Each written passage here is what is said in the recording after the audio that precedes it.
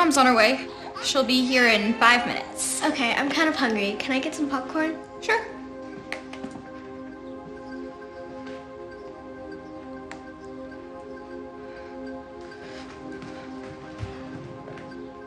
Ava? Ava, are you okay? Ava? Help! Caitlin, I need help. What? Something's wrong with your sister. I need you to get my cell phone off the kitchen countertop and phone 911. Okay.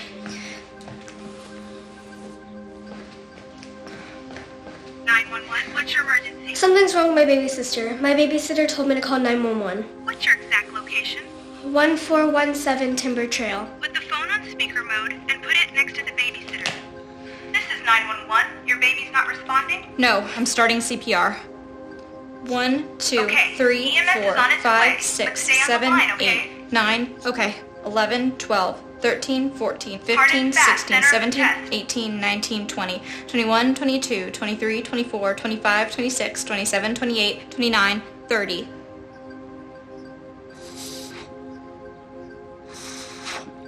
One, two, You're three, doing great. 4, 5, 6, 7, 8, 9, 10, 11, Hard and 12, fast. 13, 14, 15, 16, 17, 18, 19, 20, 21, 22, 23, 24, 25, 26, 27, 28, 29, 30.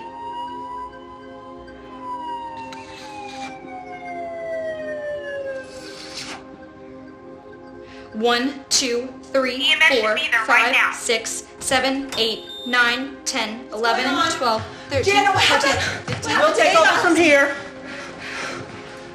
What happened to Ava? Ava just stopped breathing. I learned CPR in school and started compressions right away.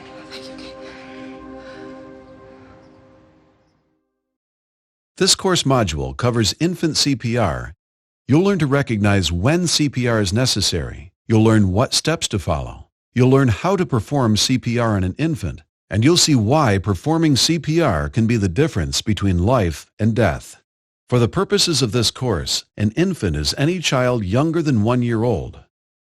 An infant who is responsive is one who moves, cries, blinks, or otherwise reacts when you tap her or shout to her. If the infant doesn't show any of these signs, she's unresponsive. Ava? Ava, are you okay? As with a child, when an infant's heart stops beating, blood stops flowing through the infant's body. Recognizing both sudden cardiac arrest and the need to provide CPR quickly is important. When an emergency occurs, there's a sequence of steps you should follow to determine whether an infant needs CPR. First, make sure the scene is safe. Look for anything nearby that might hurt you or the baby. The first step in saving someone's life is to make sure everyone is safe, including you.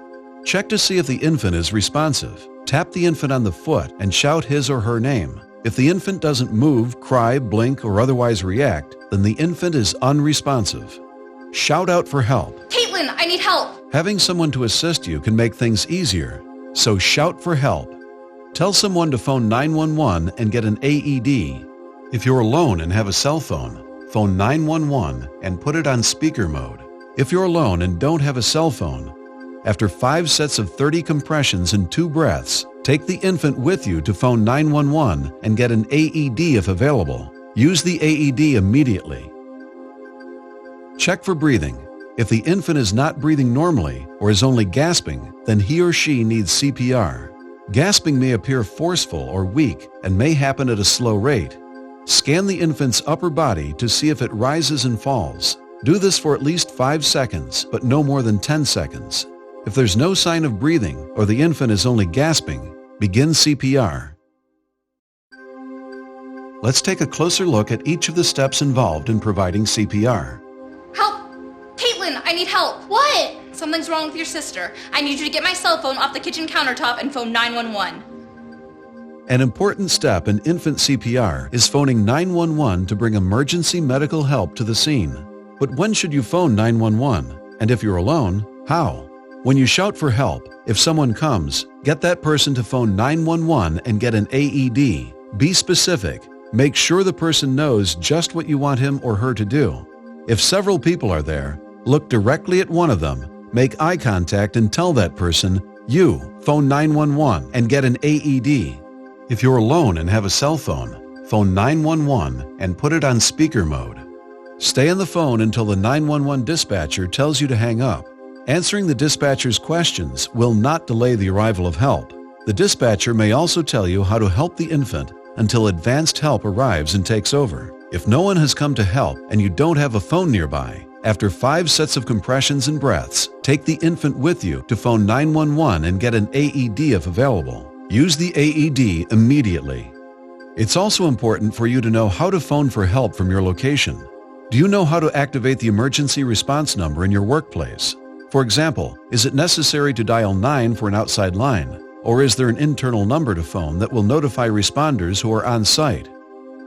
Also, be aware of your surroundings.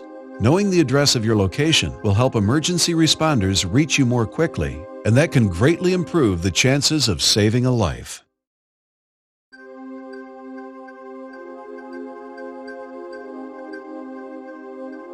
To give effective CPR to an infant, you need to provide compressions and breaths. We'll start with compressions because pushing hard and fast is the most important action you can take to help an infant survive.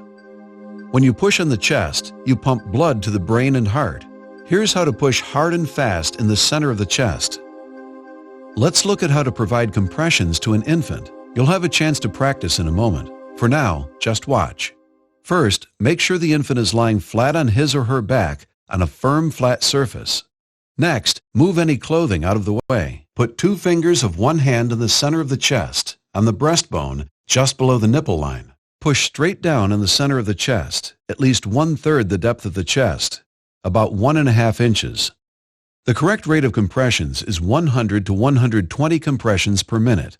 After each compression, let the infant's chest come back up to its normal position. That's it.